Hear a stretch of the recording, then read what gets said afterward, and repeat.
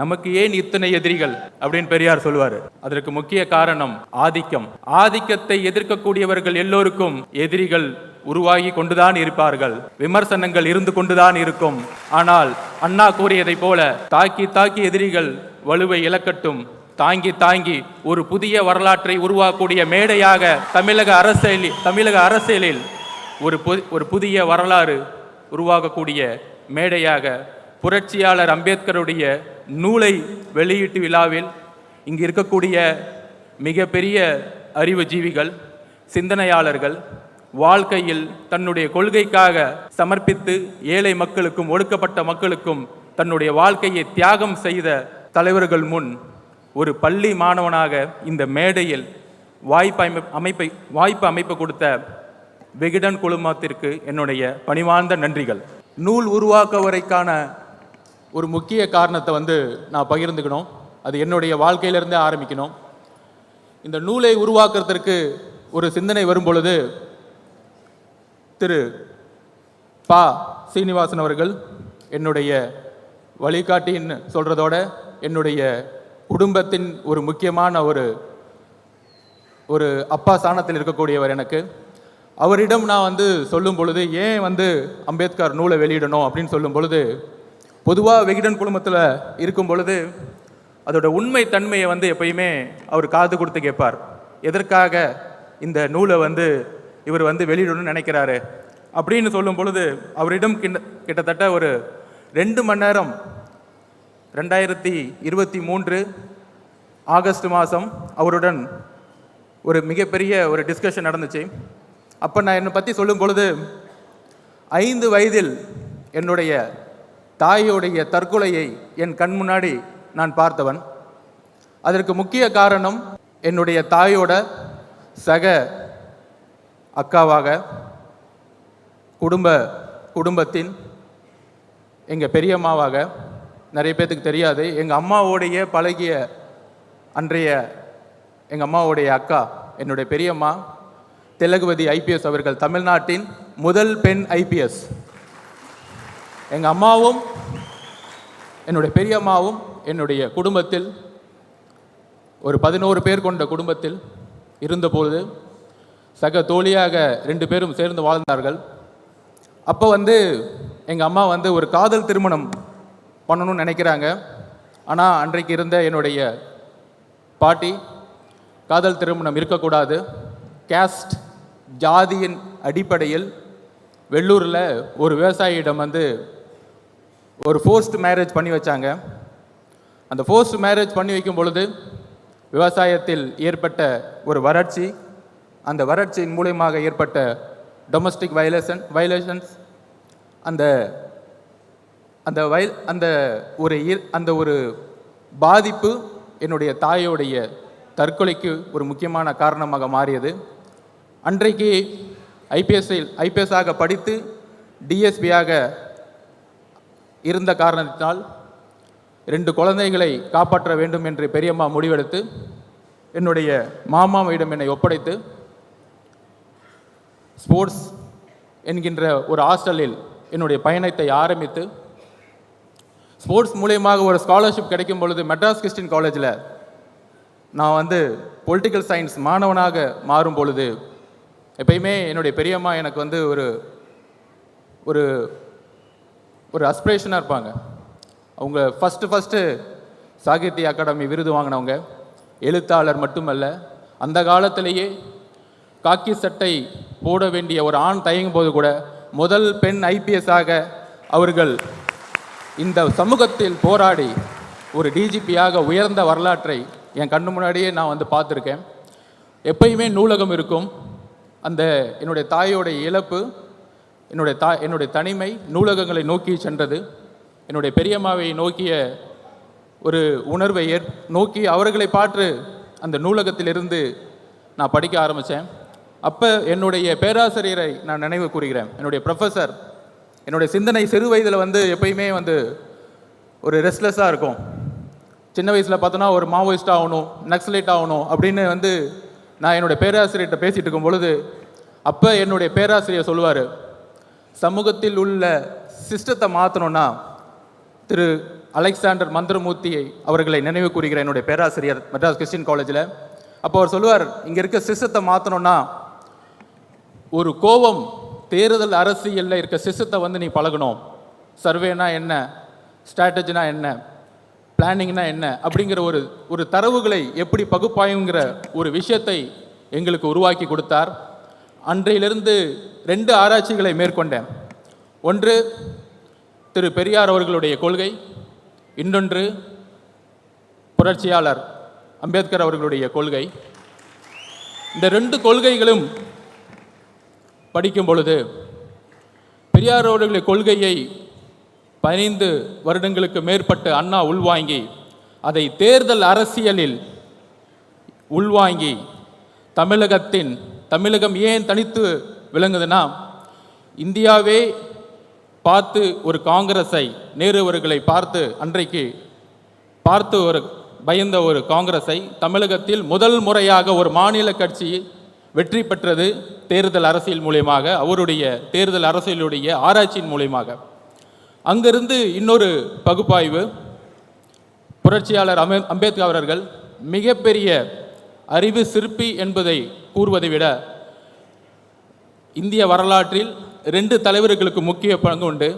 மத பெரும்பான்மைவாதத்தை எதிர்த்த செக்குலரிசம் பாலிசியை உருவாக்கிய திரு அண்ணல் காந்தி அவர்கள் சுதந்திரத்திற்கு பிறகு மத பெரும்பான்மைவாதம் மட்டும் முக்கியமல்ல, மத பெரும்பான்மையோடு சேர்ந்த ஜாதி ஆதிக்கமும் தான் முக்கியம் என்பதை உணர்ந்து அரசியல் அமைப்பை உருவாக்கி எல்லோரும் சமங்கின்ற கருத்தை உருவாக்கியவர் புரட்சியாளர் அம்பேத்கர் அவர்கள். ஆனால் அவருடைய இறப்பதற்கு முன்பும் இறந்த தருவாயிலும் மிகவும் ஒரு கடினமான, ஒரு சோகமான, ஒரு தோல்வியடைந்த நிலையில் அவருடைய இறப்பு இருந்தது. அப்படி ஒரு ஆராய்ச்சியில் நான் பகுப்பாய்வு செய்யும் பொழுது அம்பேத்கர் அவர்கள் தேர்தல் அரசியலில் தன்னை முழுமையாக ஈடுபடுத்தி கொண்டது கிடையாது. 1952-53 எலெக்ஷன்களில் அவர் தோல்வியுற்றார், தோற்கடிக்கப்பட்டார்.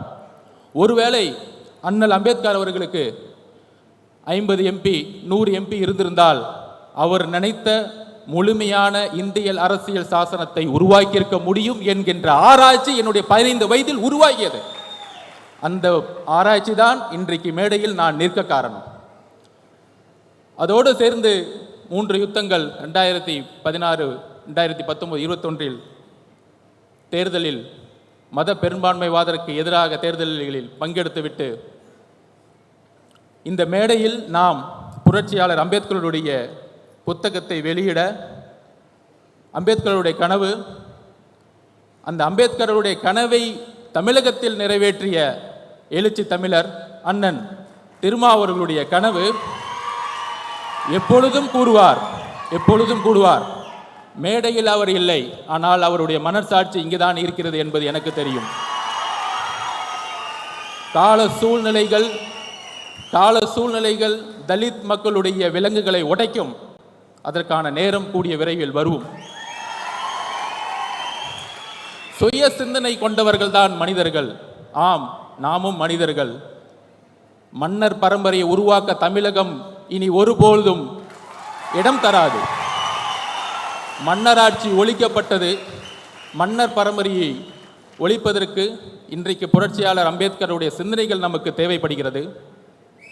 அந்த பகுப்பாய்வுடன் திருமா அண்ணாவுடைய கனவு என்ன? தலித் அவர்கள்தான், தலித் மட்டுமே பேசிக்கொண்டிருந்த தலைவர் அம்பேத்கர் அவர்களை இன்றைக்கு தலித் அல்லாத ஒரு விஜய் அவர்கள், சகோதரர் விஜய் அவர்கள்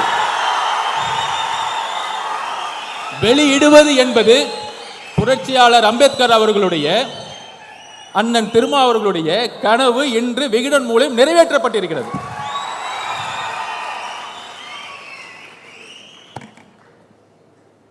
இதுல சில விமர்சனங்கள். சகோதரர் விஜய் அவர்களுக்கு அரசியல் தெரியுமா?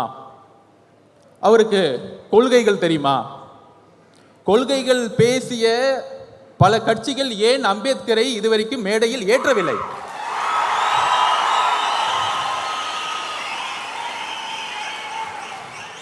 இன்றைக்கு இந்த புத்தக விழாவின் வெற்றி திரு நிர்வாக இயக்குனர் திரு சீனிவாசன் அவர்களுடைய வெற்றி, இன்றைக்கு விகடனுடைய வெற்றி. முதல் முறையாக அம்பேத்கருடைய நினைவு நாளை எல்லா அமைச்சர்களும் சென்று மாலையிட்டு புரட்சியாளர் அம்பேத்கர் என்று அமைச்சர்கள் கூறிக்கொண்டிருக்கிறார்கள். இதுதான் வெற்றி, எங்களுடைய வெற்றி, எங்களுடைய பிரச்சாரத்துடைய வெற்றி. அந்த பகுப்பாய்வில் அம்பேத்கர் அவர்கள் ஏன் தோல்விற்றார் என்ற கேள்வி என்னுடைய 15 வயதில் உருவாகியது. என்னுடைய தாயினுடைய இழப்பு, என்னுடைய தனிமை அரசியலை நோக்கி என்னுடைய 15 வயதிலே செல்ல வைத்தது. அதனால்தான் 3 யுத்தங்களில் தேர்தல் அரசியலை கற்றுக்கொண்டு இங்கு வந்திருக்கிறேன். எங்கிருந்து கற்றுக்கொண்டு வந்திருக்கிறேன் என்றால் எல்லாருக்கும் தெரியும். சில விமர்சனங்கள் அதற்கு பதில் சொல்வதை விட 2026 தேர்தலுக்கான பணிகள் 2026க்கான தேர்தலுக்கான பணிகள் மன்னர் ஆட்சியை ஒழிக்க வேண்டும்.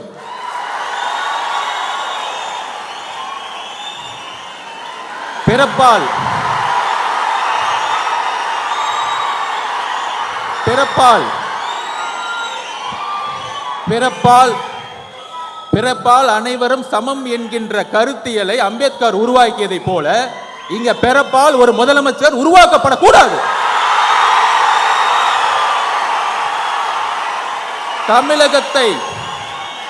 தமிழகத்தை ஆள வேண்டும் என்றால் ஒரு கருத்தியல் தலைவர் தான் ஆள வேண்டும்.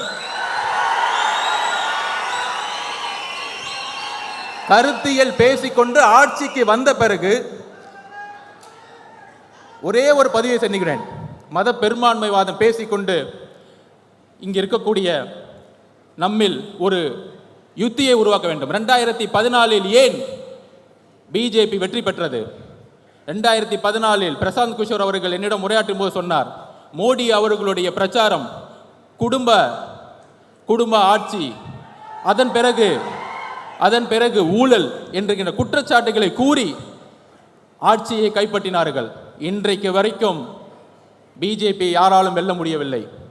அதே போல்தான் தமிழகத்தில் மதம் ஜாதி என்கின்ற தத்துவத்துடன் ஊழல் என்கின்ற ஒரு விஷயத்தை ஏன் உருவாக்க மாட்டேங்கிறோம்? அதுதான் என்னுடைய தாயோடைய இழப்புக்கு விவசாயியோடைய ஒரு விவசாயி வீட்டில் ஒரு தாய் இழக்கிறாங்கன்னா, என் தாய் விவசாயம் இருக்கும்போது இறந்துருக்காங்க, தற்கொலை பண்ணியிருக்கிறாங்க. இதுதான் உண்மை. இந்த உண்மையை நான் இன்னைக்கு டிக்ளேர் பண்றேன். என்னுடைய பெரியம்மா தெலுங்குதி ஐபிஎஸ் முன்னாடி நானே ஒரு சாட்சி. அப்படி இருக்கும் பொழுது ஊழல்ங்கிற ஒரு விஷயத்தை நாம் கடந்து சென்றுகிட்டு இருக்கோம். தமிழ்நாடு ஊழலை கடந்து சென்றுகிட்டு இருக்கு. பெரியார் அவர்களுடைய கனவின் மூலயமாக மத பெரும்பான்மைவாதத்தை துடைத்தெறிந்து விட்டோம். மத பெரும்பான்மை தமிழகத்தில் கிடையாது. பிஜேபிக்கு 2% மேல இங்க கிடையாது. அதை பெரும்பான்மை முடிச்சாச்சு. ஆனால் ஒரே ஒரு ப்ராப்ளம் இருக்கு. இன்றைக்கு ஹரியானாவிலும் மகாராஷ்டிராவிலும் ஜெயிச்சதுக்கான காரணம் ராமர் கோயிலை கையில் எடுத்தார்கள். இன்னைக்கு ராமர் கோயில் இன்றைக்கு கரெக்டாக வந்து இந்த எலெக்ஷன்ல அகிலேஷ் யாதவால் அதை நிலைநாட்ட முடியல. அகிலேஷ் யாதவ் வெற்றி பெற்று விட்டார். ஒரு தலித்தை பொது தொகுதியில் நிறுத்தி வெற்றி பெற வைத்து ராமர் கோயிலுங்கிற ஒரு தத்துவத்தை உடைத்து விட்டார். ஆனால் தமிழகத்தில் ஒரு தலித்தை பொது தொகுதியில் இன்றைய வரைக்கும் நிப்பாட்ட முடியல. இன்றைக்கு நான் தரவுகளை சொல்றேன். 2011 தரவுகளின் அடிப்படையில் 1,40,00,000 தலித்துகள் இருக்கிறார்கள். ஆனால் ஆட்சியிலும் பங்கு, அதிகாரத்தில் பங்கு என்று கூறினால் அது தவறு என்று அது தவறு என்று யாரு சொல்றாருன்னா, எல்லோரும் சொல்ற மாதிரி சனாதானம் எங்கிருந்து வருதுன்னா, பிஜேபி சொன்னா மட்டும் சனாதானம் கிடையாது. ஒரு சாதாரண மனிதன் ஒரு முதலமைச்சரா வரணும், ஒரு தலித் ஒரு முதலமைச்சரா வரணும்னு சொல்லும் பொழுது அதில் முதல் குரலாக ஒலித்த குரல் திரு விஜய் அவர்களுடைய குரல். ஆட்சியிலும் பங்கு, அதிகாரத்தில் பங்கு ஏன் சொல்லக்கூடாது? அதை ஏன் ஒளிச்சு வைக்கணும்? அதுக்கு ஸ்ட்ராட்டஜிலாம் தேவையில்லை. இனிமேட்டு அரசியல ஒளிச்சு வச்சு பண்ண வேணாம். எடுத்தோடனே ஸ்ட்ரைட்டா நெஞ்சுக்கு நேரம் பேசுவோம். முதுகு பின்னாடி பேசலாம் தேவையில்லை. எதுக்கு பயம்? எதுக்குமே பயப்பட வேண்டாம். அந்த அளவுக்கு, அதாவது சினிமா துறையில் இன்றைக்கு அவரை சுத்தி 2000 கோடி ரூபாய் ஒரு தொழில் இருக்கு. அதை விடுறதுக்கு ஒரு மனசு வேணும். ஆனால் இங்கு ஒரு சினிமா துறையில் ஒரு தொழில் நிறுவனத்தை நடத்தி ஒட்டுமொத்த சினிமா துறையையும் அரசியல் மூலியமாக லாபம் செய்து கொண்டிருக்கிறார்கள். ஆனால் இன்றைக்கு வரைக்கும் அது குரல் இல்லை. இந்த குரல் எங்கிருந்து வர வேண்டும்? ஏன் சினிமா துறை ஒரு நிறுவனத்தின் மூலம் கட்டுப்படுத்தப்பட்டிருக்கிறது? 4000 கோடி ரூபாய் இண்டஸ்ட்ரி ஒரு நிறுவனம் எப்படி கட்டுப்படுத்தப்பட்டிருக்கிறது? ஒவ்வொரு வாரமும் வரக்கூடிய சினிமா ஒரே நிறுவனத்தால் மட்டும் எப்படி கட்டுப்படுத்தப்பட்டிருக்கிறது? இதை மக்கள் முன் எடுத்து கூற வேண்டும். திரு விஜய் அவர்களுக்கு, சகோதரர் விஜய் அவர்களுக்கு ஒரே ஒரு கோரிக்கை, ஊழலை, தமிழகத்தின் ஊழலை எடுத்து பேசுங்கள், மதவாதத்தை எடுத்து பேசுங்கள். கொள்கைகளை பேசிக்கொண்டு ஆட்சிக்கு வந்து ஊழல் செய்யக்கூடிய 2 விஷயத்தை நான் பதிவு பண்றேன். சாமியார்கள், போலி சாமியார்கள். காஞ்சி மகா பெரியவர் நல்லவர், ஆனால் போலி சாமியார்கள் இங்க அதிகமா இருக்கிறாங்க. சாமியார்கள் நல்ல சாமியார்கள் இருக்காங்க, அதை பத்தி நான் கவலைப்படல. அதே மாதிரி திராவிடம் நல்லது. திராவிடம் என்றால் ஒண்ணுதான். நிறைய அறிவுஜீவிகள் நிறைய பேசுவாங்க, நானும் நிறைய படிச்சுட்டேன். எல்லோரும் சமன் சொல்றதான் திராவிடம், வேற ஒண்ணும் கிடையாது.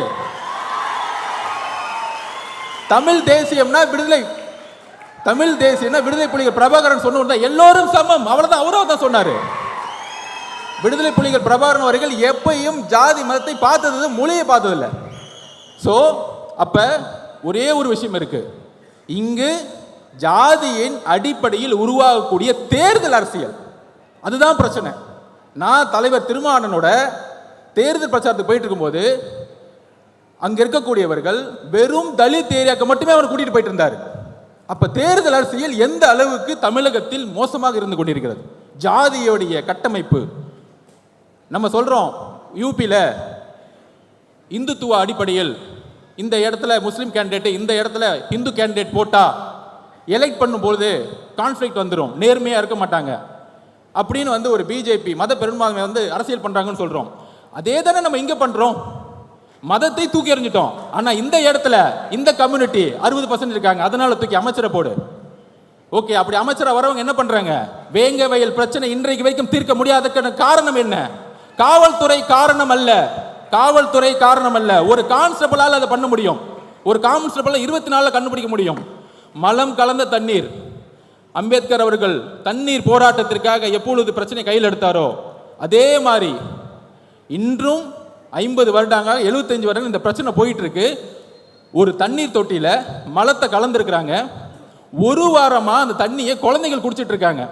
ஆனா இன்னைக்கு வரைக்கும் நம்மளால கண்டுபிடிக்க முடியல. போலீஸ் காவல்துறையினால இல்ல, ஜாதியின் அடிப்படையில் தேர்ந்தெடுக்கப்பட்ட ஒரு எம்எல்ஏ, ஒரு அமைச்சர், இதுதான் காரணம், வேற எந்த காரணமும் கிடையாது. பாதிக்கப்பட்ட மக்கள் சார்பா நான் பேசுறேன். 1,40,00,000 பேர் தலித் மக்கள் இருக்காங்க, அதுல ஆதி திராவிட மக்கள் 92 லட்சம் பேர் இருக்காங்க. ஆனா அவங்களுக்கு ஆட்சியிலும் பங்கு, அதிகாரம் பங்கு கொடுன்னு கேட்டா தப்புன்னு சொல்றாங்க. 25% தான் இருக்கு உங்களுக்கு. 25% வச்சுக்கிட்டு எப்படி வந்து நீங்க வந்து ஒரு பெரிய கட்சி சொல்ல முடியும்? தமிழ்நாட்டில் கூட்டணி ஆட்சியை உருவாக்க வேண்டும் தமிழகத்தில், அதில் தலித் மக்கள் பெரும்ப வேண்டும். சமூக நீதியை உருவாக்கிட்டோம், சமூக நீதி 69% உருவாக்கிட்டோம். எல்லாருக்கும் வேலை கிடைச்சிருச்சு, டாக்டர் ஆயிட்டாங்க, இன்ஜினியர் ஆயிட்டு இருக்காங்க, எல்லாம் ஓகே. ஆனா அரசியலில் அதிகாரத்துக்கு வரணும், விடவே மாட்டாங்க. மன்னராட்சி, மன்னராட்சி தான் இங்க இருக்கு. மன்னராட்சியை கொஸ்டின் கேட்டா உடனே சொல்லிடுவாங்க, நீ சங்கி, நீ சங்கின்னு சொல்லு, இல்ல அர்பன் நக்சலைட் சொல்லு, இல்ல மாவோன்னு சொல்லு, அதை பத்தி எங்களுக்கு எந்த கவலையும் இல்லை. தமிழக மக்கள் புதிய அரசியலை உருவாக்க முடிவெடுத்து விட்டார்கள். திரு சகோதரர் விஜய் அவர்களுக்கோ அண்ணன் திருமா அவர்களுக்கோ அனைத்து கட்சிக்கோ ஒரு புதிய அரசியலை, இளைஞருக்கான அரசியலை உருவாக்குவோம். புரட்சியாளர் அம்பேத்கர் ஒரே ஒரு கனவு தான் சொன்னார், நீங்க எதுக்கு வேணா போராடுங்க. தலித் மக்களை பார்த்து உடனே சொன்னாங்க, அதிகாரத்தை நோக்கி போராடுங்கள், அதிகாரத்தை உருவாக்குங்கள். அதிகாரம் தான் நம்மளுடைய சமத்துவ மின்மையை தூக்கி எறியும். என்னுடைய தாய் இறப்புக்கு ஒரு காரணம் ஜாதி. அந்த ஜாதியை தூக்கி எறியதுக்கு தான் தலைவர் திருமாவளவன் கூட போய் சேர்ந்தேன். எல்லாரும் சொல்லுவாங்க, என் கம்யூனிட்டி சர்டிஃபிகேட்டை பார்த்துட்டாங்க, இவரு அவருன்னு. எனக்கே என் ஜாதியை தெரியாது. ஏன்னா நான் ஒரு விளையாட்டு வீரன், தமிழக விளையாட்டு ஆணையத்தில் படிச்சு இந்தியாவோட பிரசிடண்டா நின்றுட்டு இருக்கேன். இன்னைக்கு இந்தியாவோட பிரசிடண்டா நின்றுட்டு இருக்கேன். ஸோ என்னுடைய ஒரே வேண்டுகோள், ஜாதியை தீண்டாமை ஒழிப்பது முக்கியம் அல்ல, ஜாதியை அழித்தல் முக்கியம். ஜாதியை அழித்தல் முக்கியம். தலித் மக்களுடைய பிரச்சனை தலித் மட்டும் பேசக்கூடாது. சகோதரர் விஜய் அவர்கள் வேங்கை வயலுடைய கிராமத்திற்கு செல்ல வேண்டும், அந்த மக்களுடன் உரையாட வேண்டும். நீங்க ஃபீல்டுக்கு வாங்க. மேலவளவு முருகேசன் அவர்களுடைய ஒரே நாள் 7 பேர் வெட்டப்பட்டிருக்காங்க. அந்த வில்லேஜுக்கு வாங்க. உங்களுடைய பிரபலம், உங்களுடைய ஒரு வார்த்தை தமிழகத்தில் இன்றைக்கு எப்படி எல்லா அமைச்சர்களும் இந்த ஒரு புக் ரிலீஸுக்காக எல்லா அமைச்சர்களும் இன்னைக்கு ஏறி மேடையில் ஏறி அம்பேத்கருக்கு மாலை போட்டு புரட்சியாளர் அம்பேத்கர் சொன்னாங்க பாருங்க, இதுதான் உங்களுடைய வெற்றி. இதுக்கு தான் இந்த மேடையை உருவாக்கணும். இந்த மேடையை அதற்கு தான் உருவாக்கினோம்.